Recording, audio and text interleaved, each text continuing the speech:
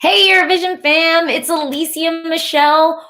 Whoa, that was a very, very interesting semi for Melodifestivalen. And I did a little preview yesterday. And going into today's competition, I don't know about you, but I was really scratching my head. I had no idea what the Swedish public was going to do. I think they are some of like the hardest folks to predict. And we also had a lot of really strong performances in this semi. So I'm excited to just break down everything. And I guess we should start at the end.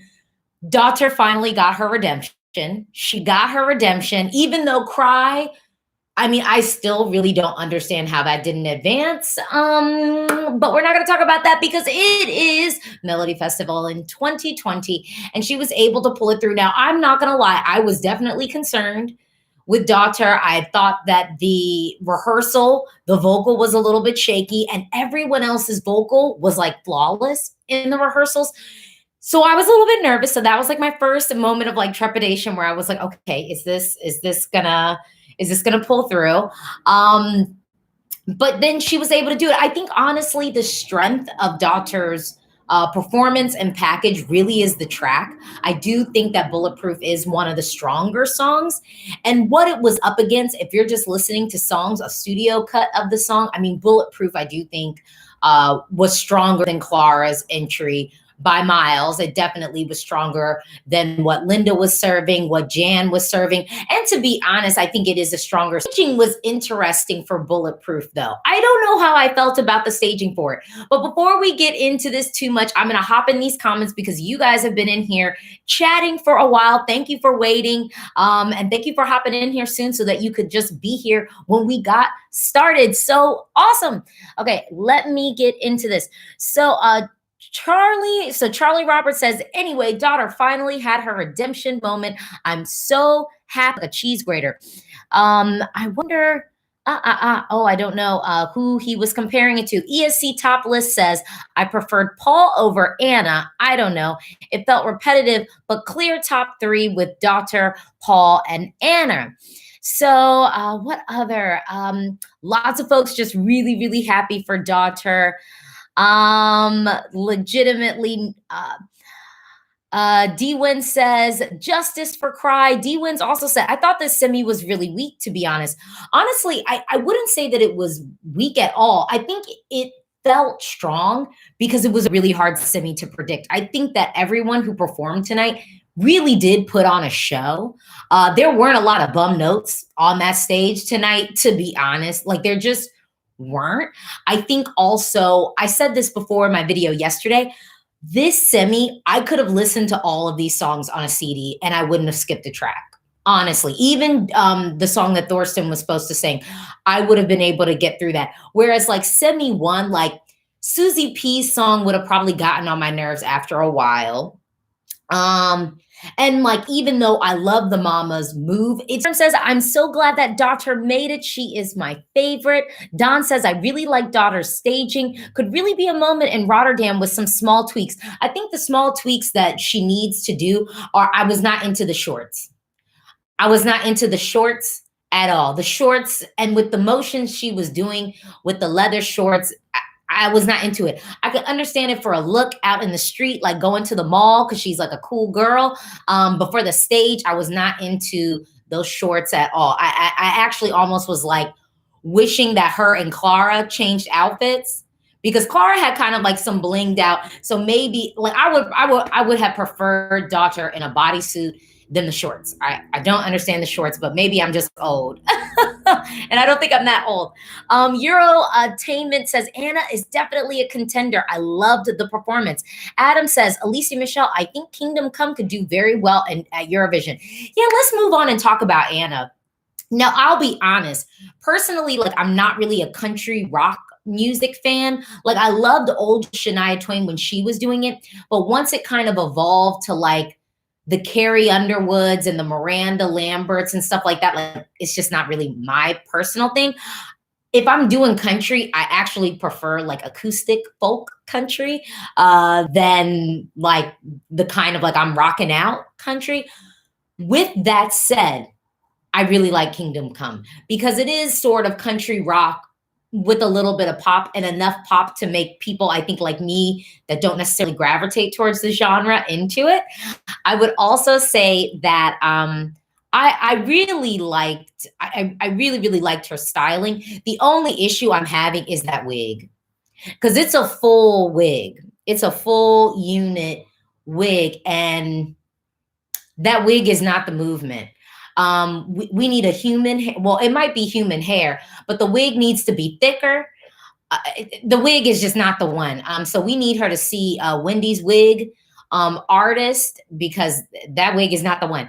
But I loved the performance. And here's the thing with Anna's performance. Imagine going to Eurovision after not qualifying, the only person who has not qualified. This would be an amazing narrative shift for Sweden. There is no one that I think that could look at her performance and kind of do that thing that I think a lot of folks do with Sweden, where they kind of have this attitude of, oh, Sweden, everything's just perfect. It's produced, and it ends up becoming this thing that just feels too packaged, and thus lacking in soul, and kind of, I guess, lacking in that raw talent deservedness. I don't think that you can kind of have that narrative with Anna. I just don't. I think as a young performer, and apparently, people were pretty vile to her after she didn't qualify, and she was young then, because this is the crazy thing. She's younger than me. She was in high school in 2010. Like, I think she's still in her 20s. Even though it's weird, though, she reads much older. Like, to be honest, the way that she performs and her styling, like, she could really be like 42. And that's not shade. That's not shade. I think she has a seasonedness to her. I think she has a maturity that she brings to the stage. And the meaningful movement was on point. She was great. She really, really was great. Davor says, Anna was amazing. Daughter was amazing. My faves. But Clara deserved AC more than Mendez. I could see someone saying that, but I will say Mendez put on a show, and we cannot discount Alvaro, that was serving face, body, choreography, and vocal. It's nice when someone's good looking, but it's even better when they actually can sing and perform. So I really, really appreciated that. Adam says, Alesia Michelle, that's why I hope we send Anna, so she can get that comeback by making it to the finals. Would mean a lot to her. Honestly, I don't even think it's about making it to the finals. Anna could do very, very well at Eurovision. I think Anna could do very, very well at Eurovision. I think that this song, it's something about it. And I think even the staging with it, the epicness, and again, just that narrative of going to Eurovision as a young performer, so excited, not making it to the finals, being that girl who didn't make it to the finals, and kind of having that being synonymous with like that one time that Sweden failed at Eurovision, and having to go through that so young. And I think even a little bit with this song, the chorus of it, it is sort of a commanding performance. And I do believe that she's on the stage commanding. I love the styling, just not the wig, not the hair. Shamcrust said, Clara should have made it to AC. A party tune like Mendez are too common. Daughter's staging was flawless. Anna's voice gets to me sometimes. She has that twang now and then that I don't like. I can definitely understand why people would not be into Anna's vocal tone. Her vocal tone is very unique, and I do believe that it is an acquired taste. I could understand someone being like, look, I ain't coming for you, but it just ain't for me. I definitely feel that. ESC Topless says, are we sure Anna won the semifinal? I actually think so, but wouldn't be surprised if it was Daughter. I think Anna won it. I think Anna won it. I really, really do. Also, can we just talk about, thank you, Melodifestivalen, for sending 2 women direct to final. Maybe y'all getting some of these notes that we keep putting out into the environment. Like, maybe y'all getting it a little bit. Zach Thomas says, do you think, based on results so far, that a woman could win this year? It's possible. It's possible. I think Anna has a good chance. I think the mamas still have a good chance. And to be honest, with Anna winning, I even feel more so that the mamas need to have some color in their outfit. We need to perfect that staging for the mamas a little bit more, because I do still think the mamas probably have the best package for Eurovision. Honestly, I don't know if Anna could come to Eurovision and win. I do think she could. Honestly, I really do think she could. I don't know. Copyright Breaker 22 said Clara's voice is inconsistent. Her high notes are amazing and lower notes were shaky. I don't know about that. I don't know about that. I think that Clara was actually serving vocal. I really do. I think, yeah. Joel says, I'm so happy for daughter. Been a fan from 2016 and I cried with Cry not being at least Andra Chansen. I should also say, when it was down to daughter and Clara, I'm not gonna lie, I think Clara was thinking to herself like, ooh, I'm about to be direct to final. How did this happen? And I think daughter was sat up there just like, damn, again. So it was really nice to see that moment where it was like, oh no, I'm making it through. I'm really, really happy for her. Rich says, am I alone in thinking that the staging for Mendes, the shack, the broom was questionable? Apparently they're saying that they were inspired by In the Heights. And being that Mendes is actually, you know, of the culture, and I'm pretty sure Alvaro is too, you know, you can do that. I mean, you can do that. So I think that that was fair. ESC Topless, I do think that no woman Sweden criticism has gotten to Krister. The ladies seem stacked already. I mean, it really should have, because it was getting tired. And I think also Sweden began to see at Eurovision, it's like, even if you give us quality with a young man, like, nah, like, we're over it. We get it. You can do that. You can send a good looking young man with a nice pop song. We get it. We want to see you do something different. And I think that is a fair criticism. It became slightly uncomfortable a little bit to look at them points. All right, MK, Swedes are finally voting right, in my opinion. Well-deserved finalists. Jan says both of last week's direct to finalists are going to do better than tonight's direct finalists. It's possible. It's possible. I mean, with the exception of Anna, because I think, again, she has such a great story, and the song is tied to that story, I really feel. So I don't know. Chris says, it might just be me, but I think Clara's song had grammatical mistakes. Didn't she use double negatives throughout? Well, the crazy thing is, like, isn't grammar kind of dead now? With the advent of like texting and whatnot? I don't know. Antonio, what about the 6 dancers for Anna? Well, honestly, with the dancers, they'll probably end up having 4. They'll probably be bringing 4 of those dancers to Rotterdam. And then, you know, she could still have a backing vocalist to help her out. So I imagine that. Louis says, I'm waiting for Mariette's hymn next week. Oh, is that what the name of the song is? Is that what the name of the song is? I don't know. Somebody let me know. D1 says, I was so shook when Daughter actually went through. Honestly, I was really nervous for Daughter. I really, really was. Yeah. Joel says, I think Hannah Firm is a strong name. Hannah, we got to see what the song is going to be. She probably will make it through. I do expect to see her in the final, whether it be by way of Andra Chansen or direct to final, but I do expect to see Hannah in the final. But honestly, given what we have right now with Anna, the Mamas, and Robin, and then likely Mariette, I don't know what her final standing will be in the end. Rich says, Alesia Michelle, do Paul Ray and Felix Salmon cancel each other out in Andra Chansen? No, because they're both doing something very different. I would not have them go head to head either. Because this is the thing. Let's talk about Paul Ray. I actually liked Paul Ray. I don't think that he was served by a lot of the camera angles. I also think that he needs another backing vocalist. So bizarre.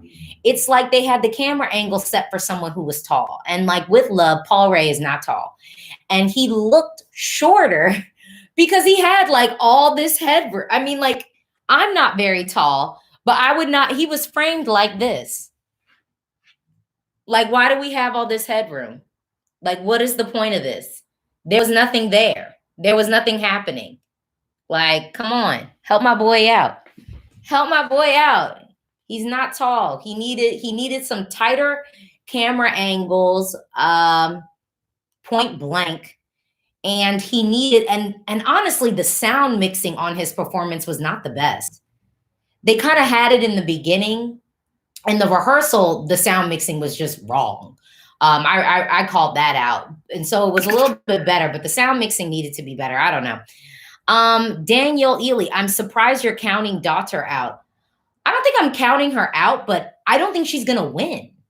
Because I'll tell you, I think the Mamas would beat Daughter. So if I'm comparing with what we have already, I mean, I still think the Mamas have a strong package, and I do think Anna does. So I just don't know if Daughter will win at the final. I think that's where I'm at. The thing though is, I have to say, Bulletproof is probably one of my favorite tracks.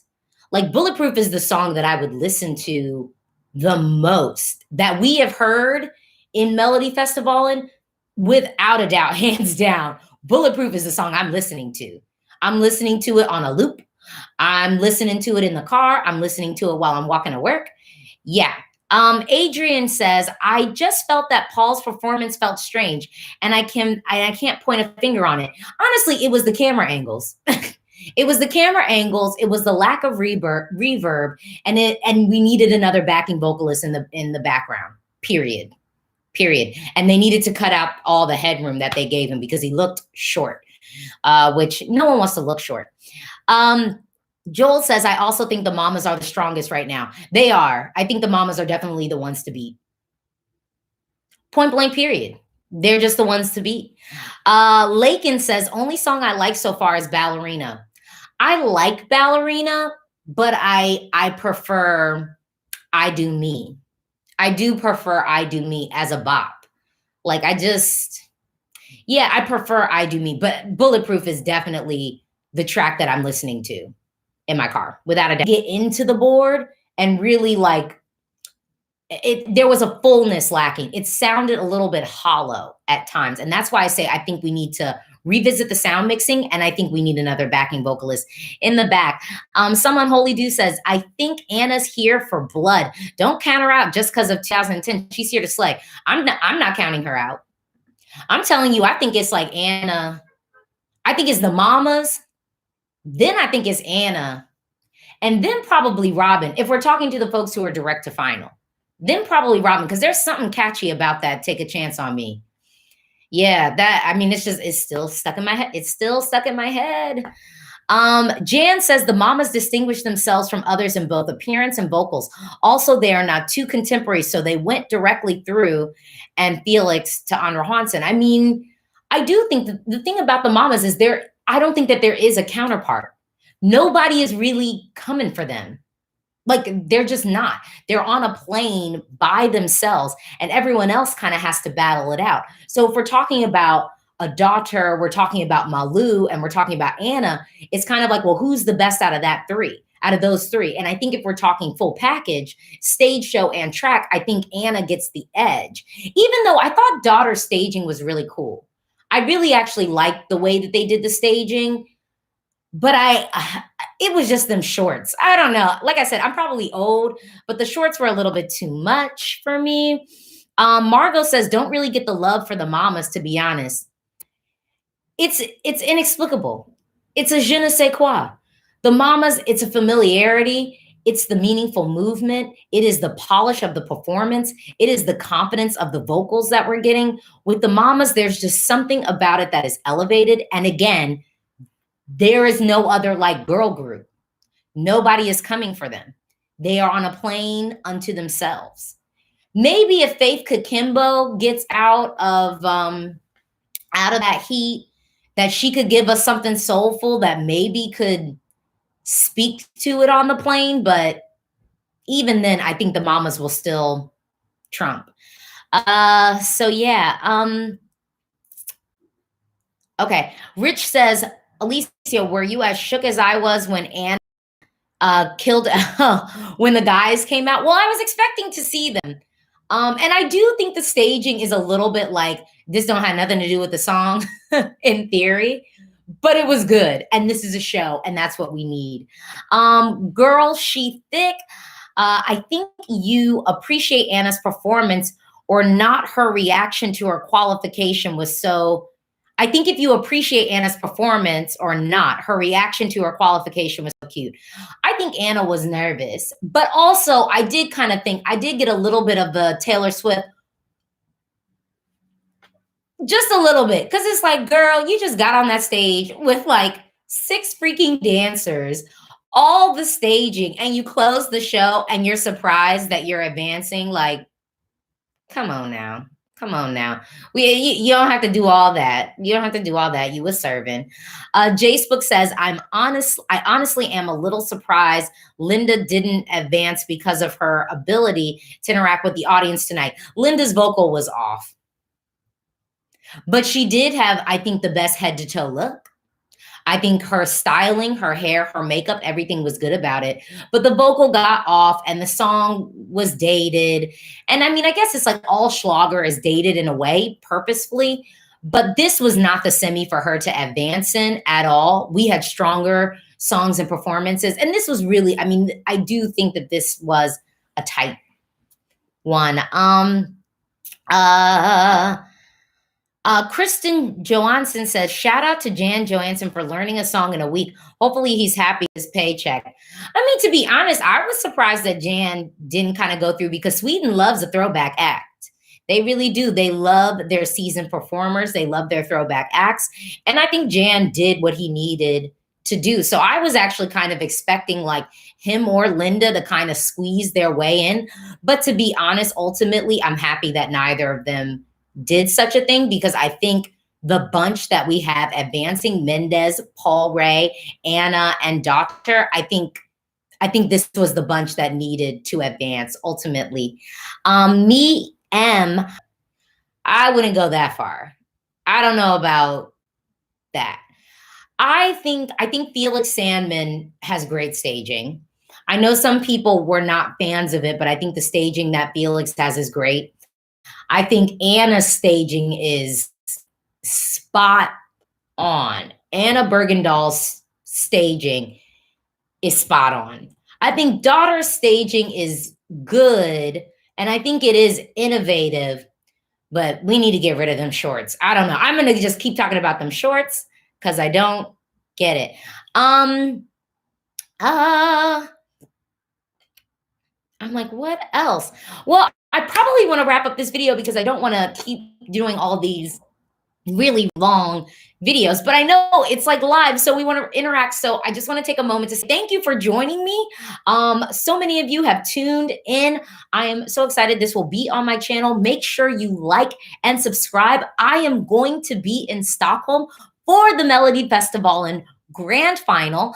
I'm so excited. I want to be interviewing folks. I definitely am going to watch the rehearsals and of course report back to you. I don't know if I will go live after the grand final. Maybe I have to. We got to figure that out. Like, how am I going to work that out?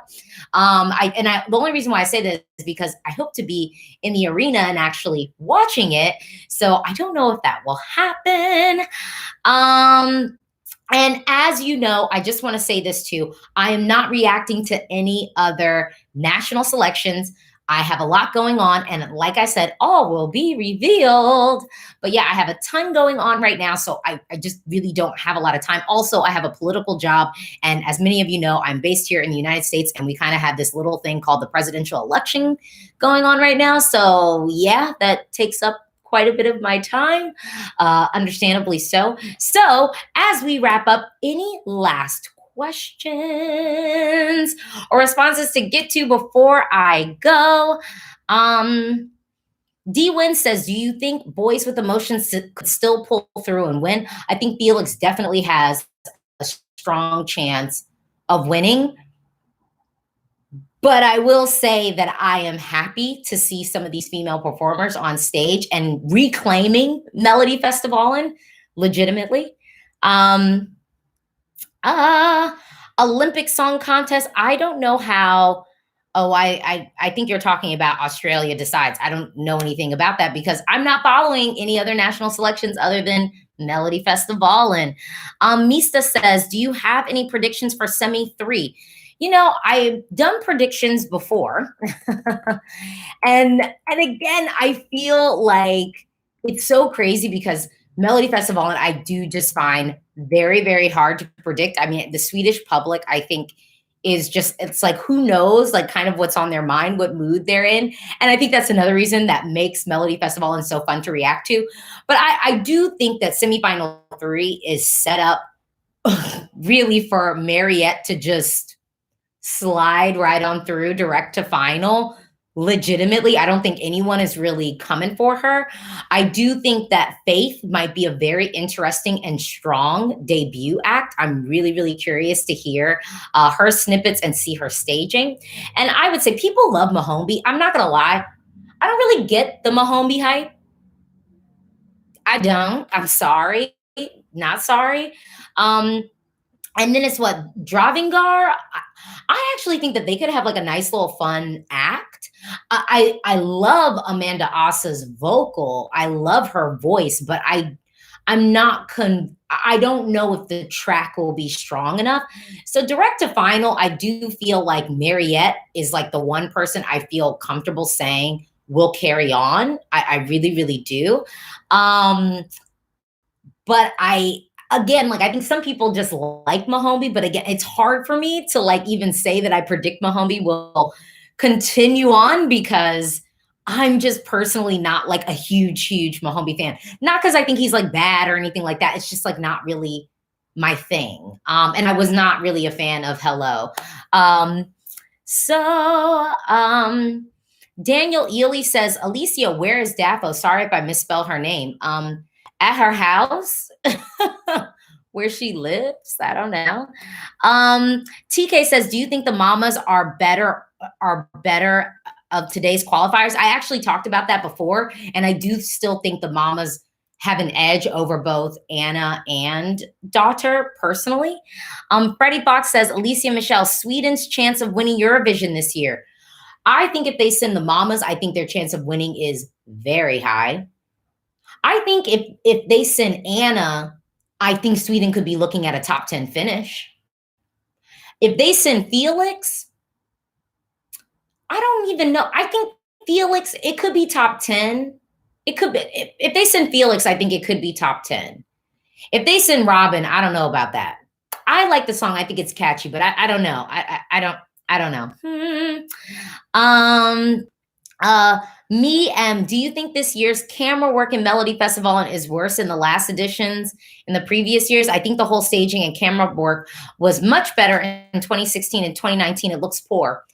I don't know if I want to say that, but I do think I've been noticing they haven't been doing a lot of the like close shots. They've been panning out a little bit more, which is like what's been happening in Eurovision that I hate. Like sometimes I'm just like, we don't care. If the audience isn't doing anything, why are we showing them? There's a performer on stage. Let's showcase the performer. And camera angles are for free. So even if you don't have a lot of budget, you can still make a performance look really expensive with very good camera angles. Olympic Song Contest. I'm so over Melfest, actually. I'm boycotting them until they send something in any other language and genre. I don't think that that's horrible. Someone says Anis is going to get the Swedish teenagers votes. Not all of them. Not all of them. Someone said, Lakin says Mahombi will go through. Remember, there's no juries. I mean, I think with Mahombi, again, I think Mahombi could go through. It's just difficult for me to say that because like, I'm just not a huge fan, so I'm curious what I see. And yeah, that is me signing off. Thank you so much for joining. I really do appreciate all of you for joining. Please make sure you like and subscribe because again, I am going to be going to the Melodifestivalen grand final. So I'm going to be getting some interviews, talking to your favorite stars. Please, thank you, like and subscribe. Bye.